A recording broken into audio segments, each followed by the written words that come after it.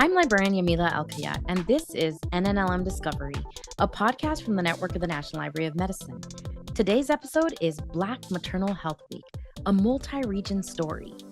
Last year, President Biden made an urgent call to action proclaiming April 11th through the 17th a time to embrace and focus on Black maternal health. We have Veronica Milliner from the NNLM All of Us Program Center and April Wright from Region 1 to tell us more about the effort that NNLM has made in bringing together a task force specifically aimed at celebrating Black Maternal Health Week.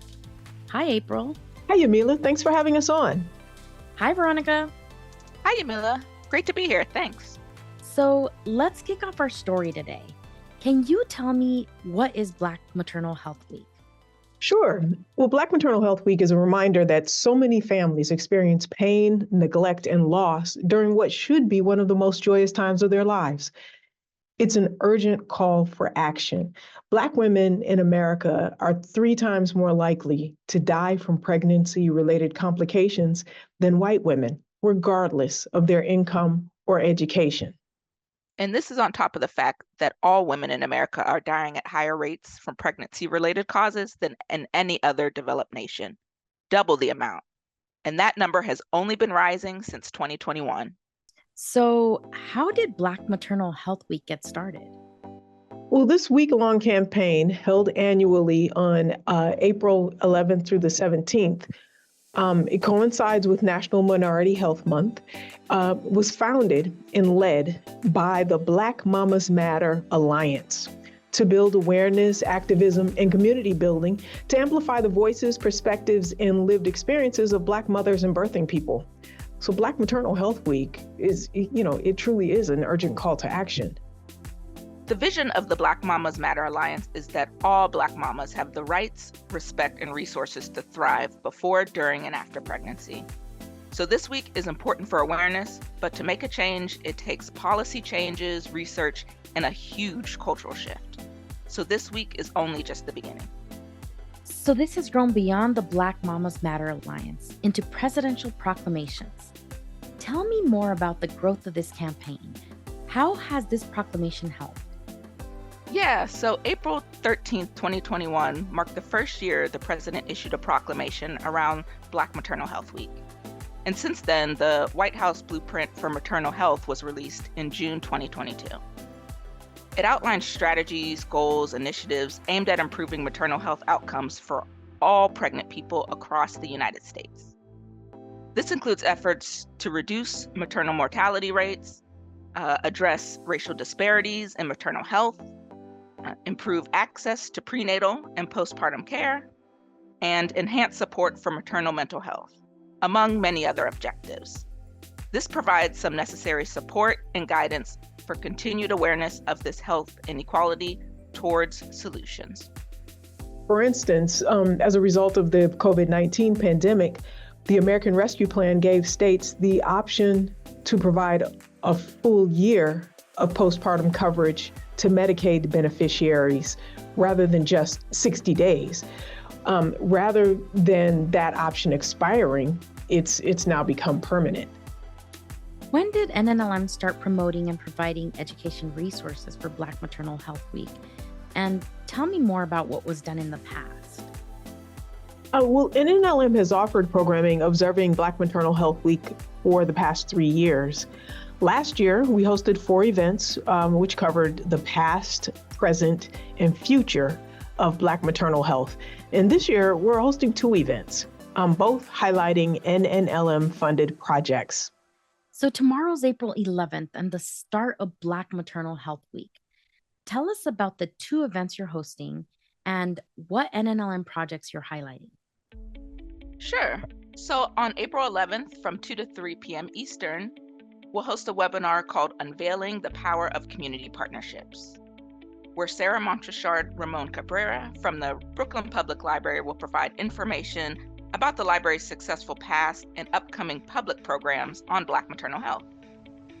She'll be joined by Naratu Otulana, a holistic birth and postpartum doula, who will share her experience in collaborating with the library.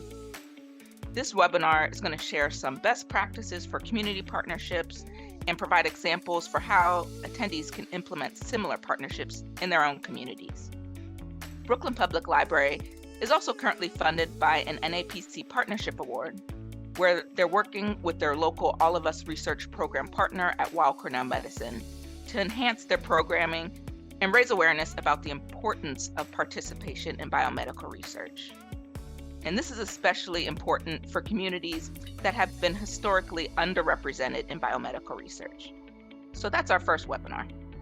And on April 17th, 1 to 2 p.m. Eastern Time, the webinar Life After 2 Losses, Supporting Advocacy and Health Literacy for a Healthy Pregnancy, will highlight programming offered by the organization Life After 2 Losses, which the organization aims to, 1, change the narrative surrounding pregnancy loss, 2, educate and raise awareness, 3, promote advocacy efforts, and 4, provide grief support.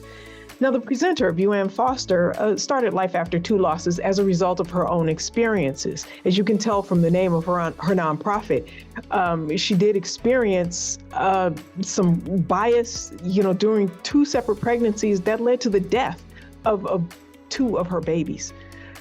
For example, they sent her home after her water broke and delayed giving life-saving care to her baby because they wanted to wait for an HIV test. But on a positive note, Buanne did have a healthy son with her 3rd pregnancy. And here's a short clip of Buanne talking about why she started this nonprofit. So Life After 2 Losses came about is because I'm still living my life, even though I've lost 2 of my daughters. And what I want to share with other women and other families is that life goes on, and how does life still go on? I'm trying to find ways to encourage and support other women in ways maybe I didn't have that. And I want us to be able to speak out about our conditions, what's going on, and not be silenced or shushed by anyone that feels uncomfortable about it, because that time is done. I really feel empowered hearing her speak. The time of being silent is done. These both sound like wonderful presentations. So tell me more about the objectives of this effort. Yeah, so the objectives are to strengthen awareness of health issues and disparities that disproportionately impact Black women and their families. We want people to walk away from this week's events with knowledge of programs and services that promote Black maternal health awareness and to learn about relevant health information resources. We also want to create a space for people to discuss best practices for community health partnerships. This week, we're focusing on actionable steps to promote equity. Absolutely. And, we really want to emphasize the importance of self-advocacy in demanding proper care that pregnant people deserve when having a baby. I mean, even Serena Williams was not immune to this problem. She was having a problem. A nurse did not listen to her. She had a blood clot that could have killed her, but she advocated for her own care. So yeah, this is definitely something that we need to address this. And, people who are not Serena Williams need to be able to demand this care, and they need to be able to expect it. Serena Williams, that's right. It's so important that we advocate for ourselves when it comes to health. So tell me how our listeners can join and participate in these discussions. Are they free to the public? Yes, they are absolutely free. You can go to NNLM.gov and look under Training and Black Maternal Health Week. And, for both information and health professionals, these events also offer continuing education credits. This webinar series is a multi-region NNLM event hosted by an NNLM task force. So who is on this task force and how have you worked together? Yeah, so this task force is a collaborative effort across NNLM with participation from several different regions and offices. On the task force, we had representation from regions 1, 2, and 7, as well as staff from NNLM's All of Us Program Center. But, it takes a village, and we've gotten support from across NNLM, including our Web Services Office, Training Office, and Evaluation, in addition to NNLM committees for communications materials. With so many moving parts to this week's events, it's been great to work collaboratively with others who share a passion for this topic. In addition to the webinars, we also created a toolkit that provides additional information on Black maternal health and highlights other NNLM resources, like the NNLM Reading Club and Region 5's Birthing Persons Toolkit. Is a multi-region event or task force something unique with NNLM? Well, Yamila, this is a national issue, right? It's not a regional issue. So working together is critical to the success of not only raising awareness about the inequity in care, but also, to support the NNLM network members across the country in addressing these issues in their communities. So finding ways to collaborate on public health concerns isn't new to NNLM. It's what we do. Throughout the year, the NNLM regions and offices find ways to work together in order to address national health issues like inaccurate health information, environmental health, and substance use disorders. It takes a village, and it's definitely what we do. I love it. I had no idea that America was so far behind in maternal health, and there should be no difference in healthcare for any woman or their babies. I want to thank you both, Veronica and April, for sharing this story with us today. You're welcome.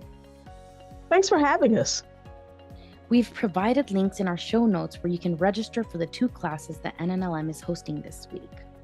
And also, the webinars will be recorded. So if you register for them, you will receive a recording after the event. So sign up, even if you can't make it. I really want to encourage our listeners to register. It's super exciting to see the multi-regional approaches being done within NNLM to address some of these health issues with high prominence. If you or someone you know has an idea for a health-related project that needs funding, please remember to reach out to your NNLM office.